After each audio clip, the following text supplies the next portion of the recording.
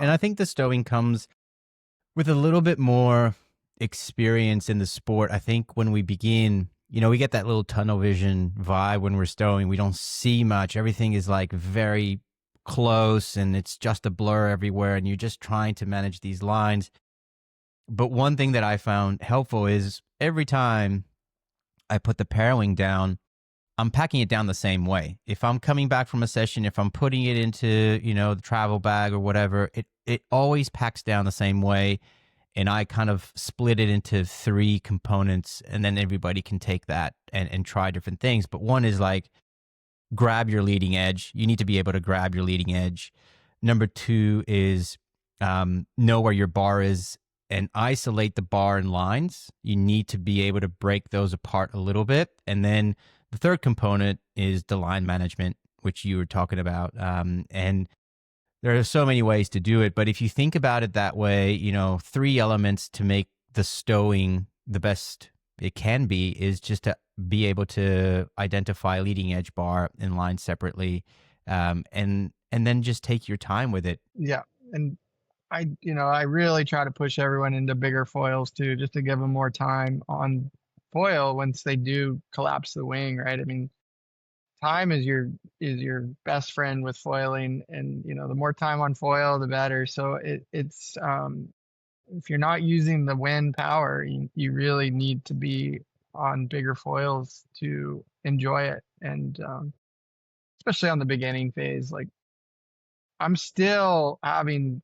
just so much fun on bigger foils lately. So today was an exception because we had true waves, but yeah, it's something to keep in mind. Like, there's a happiness factor that we always need to touch base on with, and what's going to make me the happiest, and it's to get a nice clean stow, to Mm-hmm. like just have a good enjoyable experience. And yeah, that's Gregging right there. It He's is. really mastered it. And I was a big holdout at the beginning, I'm not gonna lie, but I was also just sitting out there getting, just barely trickling downwind while they're just doing laps around me at the start. And Yeah. I was just stoked to be out there with the guys at the beginning, and just being a part of it. And then, it all started clicking from there. Yeah. Yeah, that feeling of a proper relaunch as well and redeploy is amazing. You ride a wave and then you just chuck this thing, you go, and then you're going upwind again. You're like, oh my god, that's the perfect lap. And then you're like, I just want to do that forever, really. Yeah, and then still to this day, I mean, I think over a year in now, and it's still the most addicting thing. Like, even when even when other things are working here, like, I still prefer the Parawing, and Hmm. it's really unique in that way. It's like, I don't know what it is. It's a truer connection to the wind, I think, and this ability just to shift into um other modes where you're not using the wind as well. Mm. Yeah. You mentioned before we started recording that even though parawinging is bringing you a lot of joy on the water, you still haven't felt the same flow state that you felt in different sports, like kiting and snow kiting, where things are just happening, and you're not thinking about it and you're just going. What do you feel is missing for you to feel that with the parawing? Because that's huge. Like, you're loving it so much, but you haven't gotten to where you want to get to yet.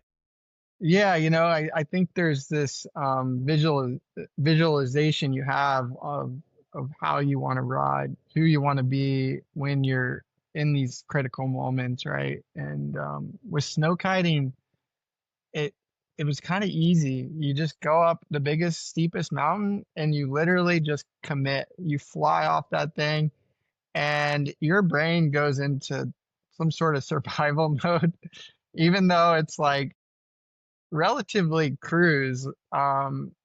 It's just this thing like, okay, well, I gotta just clear my mind, stay in the moment, figure this out, right?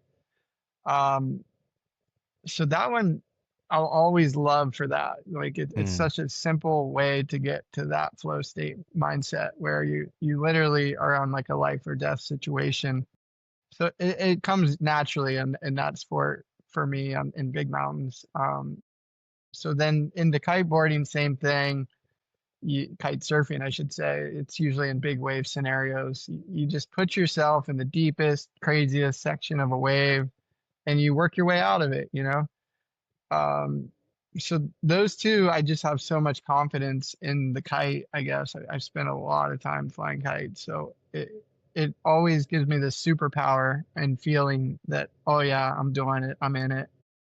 Winging, I just happen to be right place, right time, right wave, Hmm. and just perfectly flowing and just a pure session of flow state. So I've been lucky to hit that, and same with toe foiling, and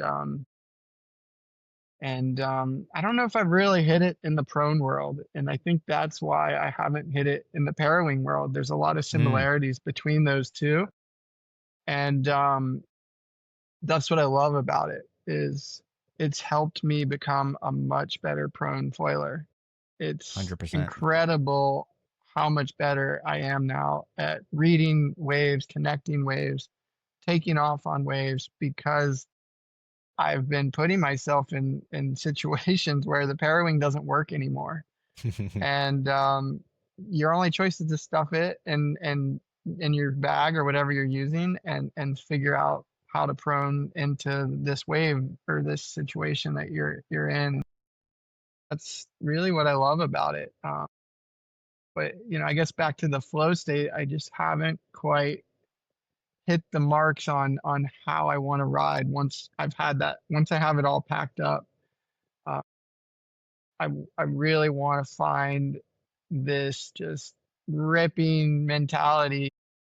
I think part of it's because I'm using a mid length, 55-liter board, little Hmm. longer than what I prefer for just carving super critical turns, but it's still a small board in the parawing world. So I'm Yeah, like it is.